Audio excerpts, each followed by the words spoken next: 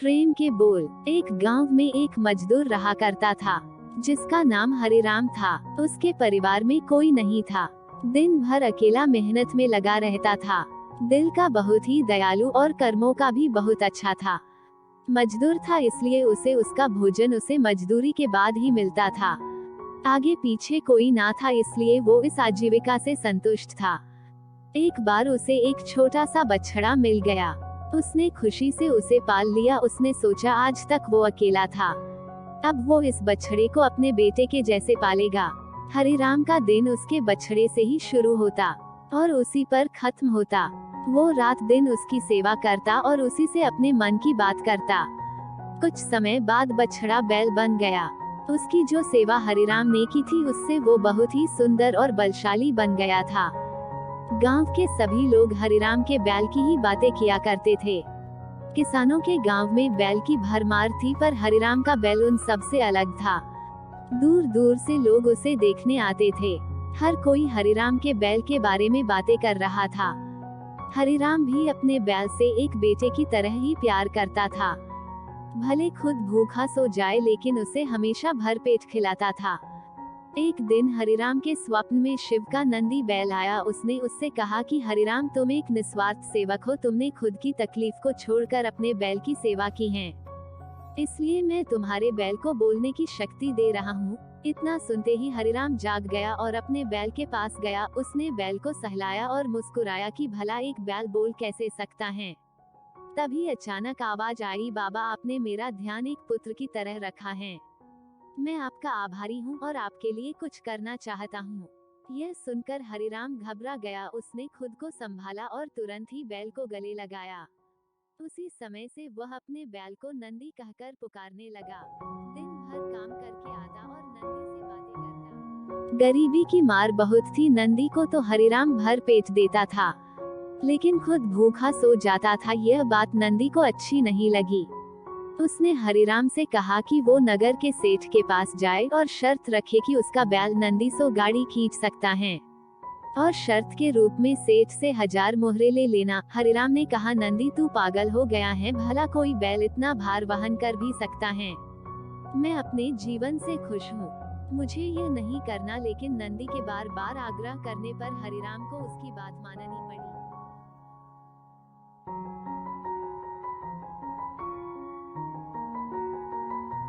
एक दिन डरते डरते हरिराम सेठ दीनदयाल के घर पहुंचा। दीनदयाल ने उससे आने का कारण पूछा। तब हरिराम ने शर्त के बारे में कहा। सेठ जोर जोर से हंसने लगा। बोला, हरिराम, बैल के साथ रहकर क्या तुम्हारी मति भी बैल जैसी हो गई है? अगर शर्त हार गए तो 1000 मोहर के लिए तुम्हें अपनी झोपड़ी तक बेचनी पड़ेगी। यह सुनकर हरिराम और अधिक डर गया, लेकिन मुंह से निकली बात पर मुकर भी नहीं सकता था। शर्त का दिन तय किया गया और सेठ दीनदयाल ने पूरे गांव में ढोल पिटवाकर इस प्रतियोगिता के बारे गांव वालों को खबर दी और सभी को यह अद्भुत नजारा देखने बुलाया। सभी खबर सुनने के बाद हरिराम का मजाक उड़ाने लगे और कहने लगे कि यह शर्त तो हरिराम ही हारेगा। यह सब सुनकर हरिराम को और अधिक डर लगने लगा और उससे नंदी से घृणा होने लगी। वो उसे कोसने लगा, बार बार उसे दोष देता और कहता कि कहाँ मैंने इस बैल को पाल लिया, मेरी अच्छी भली कट रही थी। इसके कारण सर की छत से भी जाऊंगा और लोगों की थू थू होगी वो अलग। अब हरिराम को नंदी बिल्कुल भी रास नहीं आ रहा था। वह दिन आ गया जिस दिन प्रतियोगिता होनी थी। 100 माल से भरी गाड़ियों के आगे नंदी को जोता गया और गाड़ी पर खुद हरिराम बैठा। सभी गांव वाले यह नजारा देख हंस रहे थे और हरिराम को बुरा भला कह रहे थे। हरिराम ने नंदी से कहा, देख, तेरे कारण मुझे कितना सुनना पड़ रहा है। मैंने तुझे बेटे जैसे पाला था और तूने मुझे सड़क पर लाने का काम किया। हरिराम के ऐसे घृणित शब्दों के कारण नंदी को गुस्सा आ गया